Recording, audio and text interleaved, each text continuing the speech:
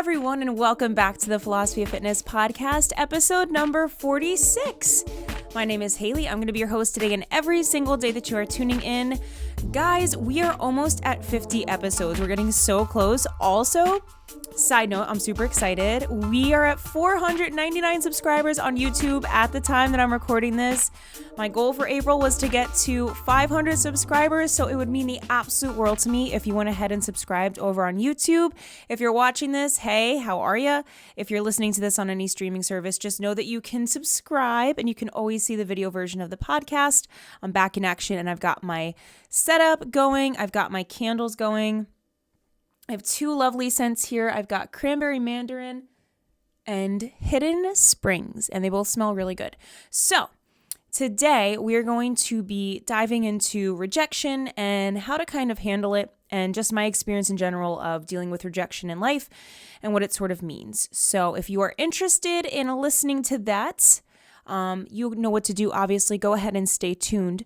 But I want to share something that happened today that was a really mind-blowing moment. So this morning, it was a normal morning. I was teaching one of my classes at the spin studio, and my mom had texted me. She was going to get her nails done at the nail salon, and she texted me out of the blue all of a sudden. She was like, "Oh my God, the ceiling is collapsing in the nail salon." And so I saw that and I freaked out. I was already pretty close to where she was at the nail salon. So I messaged her. I'm like, "Are you okay? Are you good?" And she wasn't answering that. So I started to really panic, and I said, "You know what? I'm just going to go to the nail salon and I'm going to make sure that she's okay, that she's out of there, that anyone else that was there was okay as well." So I was honestly maybe 2-3 minutes down the road, and I pull in and everybody's standing outside, and she was standing outside, and she was okay. Everybody was out of there. And within like 30 to 40 seconds of me having stood there, the whole building started to shake. It was so weird. It was like the sidewalls, even everything was shaking, almost like what I would imagine an earthquake to do. And it was kind of just like wobbling side to side. I've never seen anything like it. And all of a sudden the entire ceiling came crashing down is one gigantic piece, and it was high up. So basically this nail salon was in a space that had really high ceilings where they were metal up at the top, but they had a dangling ceiling that I guess somebody had put in there, and there was about 10 feet of space in between the real ceiling and where the dangling one was. And it literally just fell to the ground. The whole place was shaking. It felt like there was an earthquake, like just in that nail salon. And everybody was outside when this happened, so obviously nobody was injured or anything. But that moment was so surreal, and I still can't even wrap my mind around it. It was just, I was in shock, and I wasn't even in there when the ceiling really collapsed. My mom was in there. But it got me thinking, we really need to count our blessings every single day. Seconds can save lives. That's something that someone had always told me growing up. One of my teachers, she always used to say that. And I understand that now. Like, if my mom were in there for another few seconds or minutes, like, she could have died, literally. And that's really scary. But it's also a reminder to me that there is a higher power that is watching over, Also, side note, these candles are flickering like crazy as I'm talking about this. I don't know what that's about, but there is a higher power that is watching over and protecting. And I really felt that today, that every single person that was in that salon was protected and watched over. And I'm so thankful that my mom is okay, that she's safe. And these kinds of moments can be such a big wake-up call when we get trapped in that autopilot state of mind. When we stress about the little things, when we fret on the things that don't really matter, something like this hits and you're like, oh my God, all those little things don't even matter. Like, somebody could have almost just lost their life in that. A lot of people could have lost their lives today. And I say that to just share that, make the most of the time that you have with people too. Like, appreciate the moments that you are spending with people. and really try to live in the moment and trust that there's something out there that's watching over you. I don't care what you believe in. I don't care what resonates with you, God, the universe, whatever. I truly believe in my heart that God was watching over my mom today and every other person that was in that nail salon. And it's really sad to me that happened the way that it did. Nobody knows why that happened. And I have never seen a ceiling collapse in general, but in the way that this had happened, it was just, it almost felt like it was something out of Final Destination. If you guys have seen that movie, it was insane. But everybody got out. Everybody was okay. And that is just like such a sobering moment to me. And it's really stuck with me. And I still secondhand feel shaken up by it. My mom is fine now. She's good.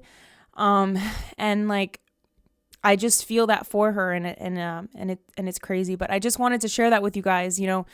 Count your blessings every single day. Be grateful for everything that you have, for your health, for the roof over your head, that it's there, that it's intact, for every little thing. And think whatever it is that you believe in every single day, the universe, source energy, praise that energy, that protection, and know that you are protected, that you are being watched over, because there is no other way to explain what happened today than to cough that up to God and the universe watching over every single person that was in there. So I just wanted to share that. It was at the forefront of my mind, and I felt like I had to just get that out there just because it was such a surreal experience. And I hope that you take away something from that, because I certainly did, and I'm certainly going to be making the most of every moment that I have with my mom here now, and really just thankful that she made it out of there okay.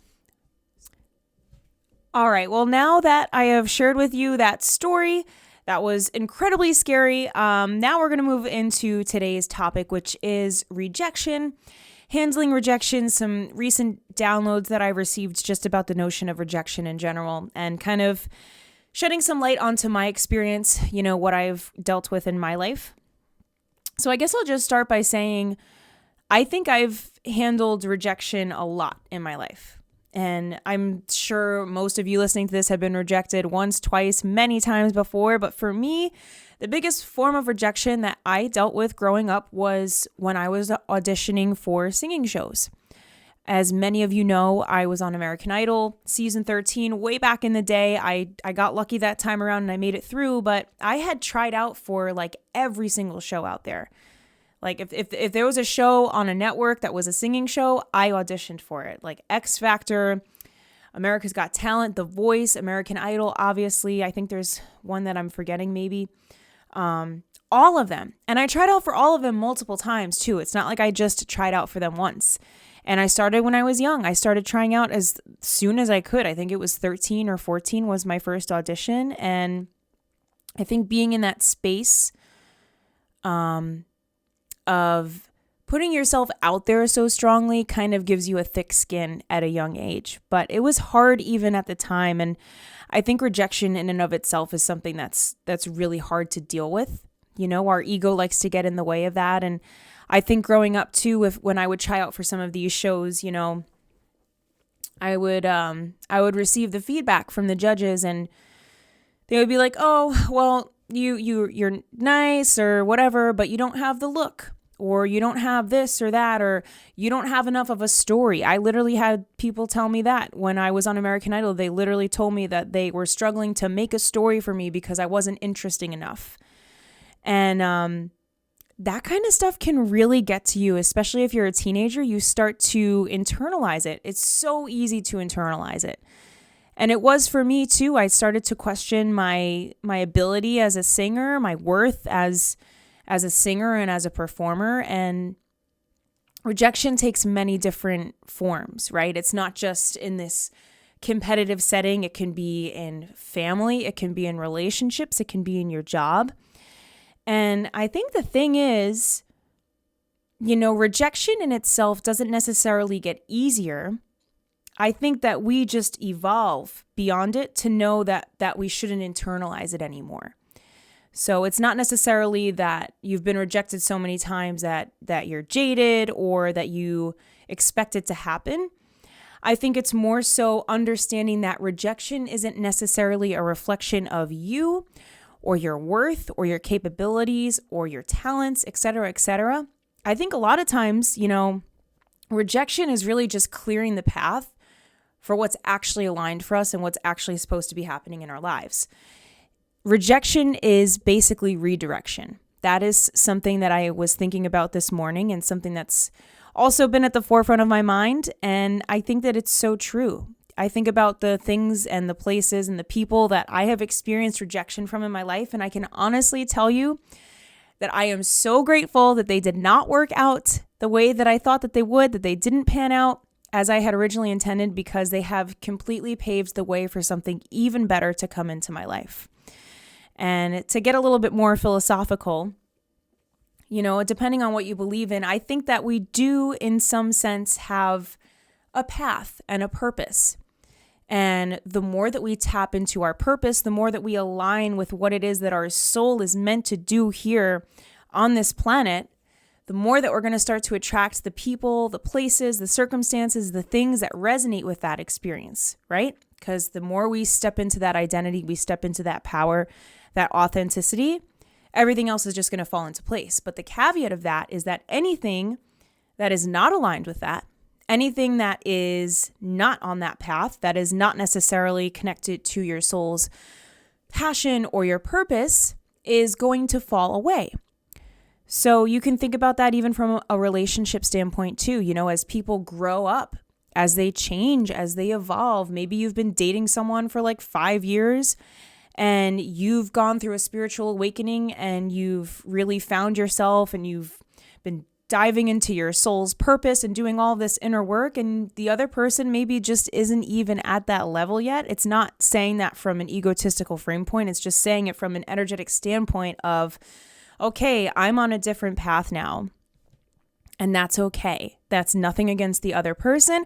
I'm not internalizing it either. You just recognize that maybe it's just not aligned anymore. And for me, with those auditions, I think back on it now, I was so upset that I didn't make it, especially when I was on season 13. I was so upset that I didn't get put through to Hollywood. And I thought it was something that I did or said or didn't do.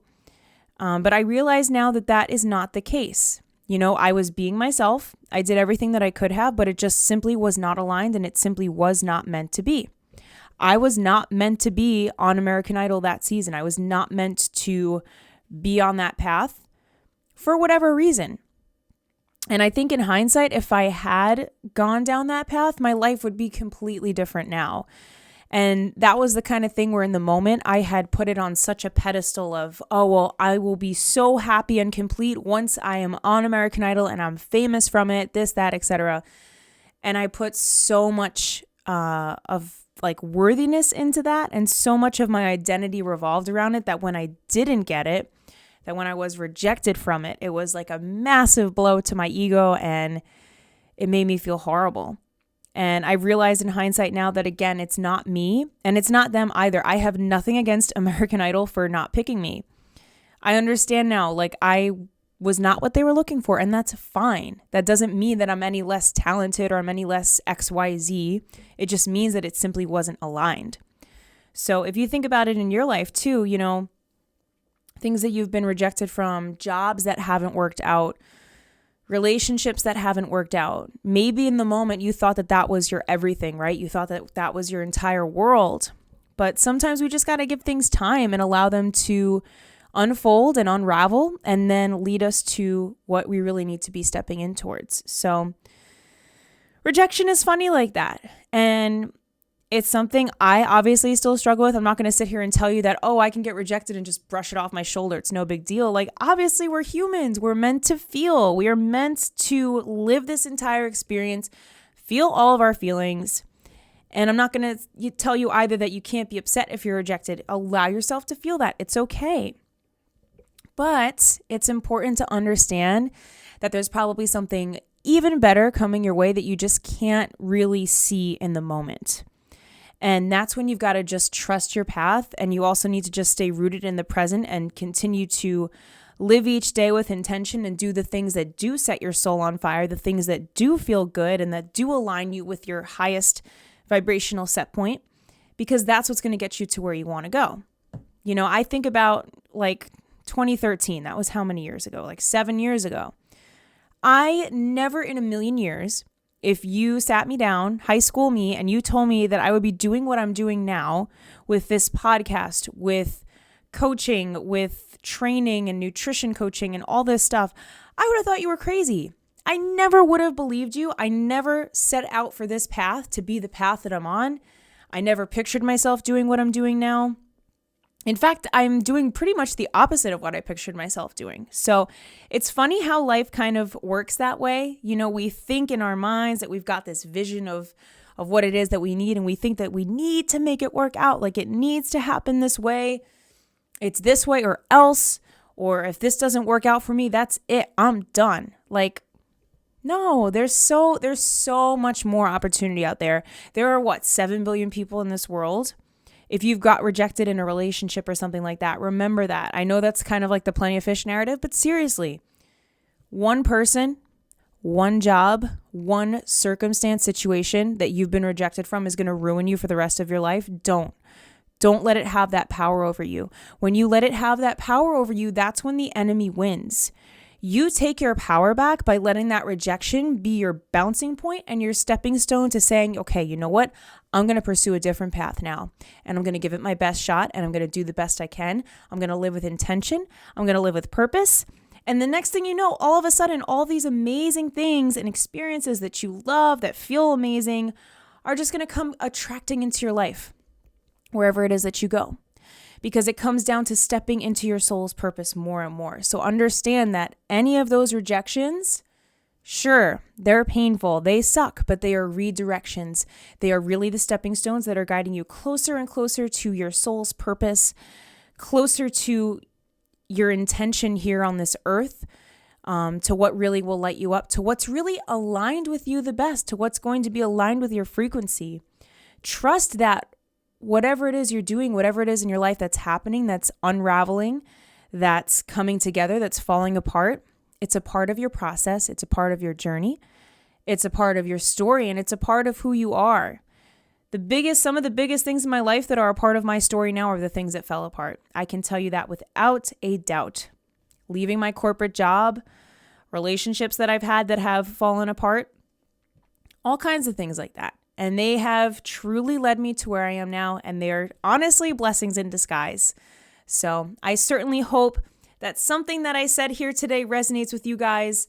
Kind of just like speak in my mind now. I've really just been feeling like sitting down and chatting and just filling you in on what's going on through my mind, what I'm thinking about, what I'm feeling. And this is what I've been feeling lately. So I kind of I don't know. I just want to be a little bit more authentic on this podcast and sort of speak my truth a little bit more, because for me, part of aligning with my soul's purpose is, like I said, I want to be more true to myself, and I want to be more authentic and unafraid to express myself in that way. So that means me sitting here and you guys listening to the ramblings of my mind and hopefully taking something away from it, finding some sort of insight and gaining value, and maybe discovering something within yourself from something that I've said. That's my hope. So I certainly hope that you all enjoyed. I just want to remind you, please, it would mean the absolute world to me if you could leave me a rating and a review over on Apple Podcasts. It helps out the show so much. It helps with that algorithm, helps push me up so we can get some more people listening into this podcast. I love doing this, but again, it would not be possible without your support. So I really, really appreciate that. Please go ahead and subscribe over on YouTube. If you're the 500th subscriber, like, oh my God, I will love you forever. But thank you guys so much. I hope you enjoyed this, and stay tuned for next week's episode. Again, subscribe, like, comment. Oh, follow me on Instagram too. I do a lot of stuff over there that's interactive with the podcast. So if you guys ever want advice on things, you got questions, concerns, etc., follow me at I'm Haley Noel. Send me a message. I'll reply. Let's chat. In any event, that's it. I am done rambling now, guys. I'm sending you so much health, wealth, success, happiness, abundance, peace, love, and joy. And I will see you next time. Bye.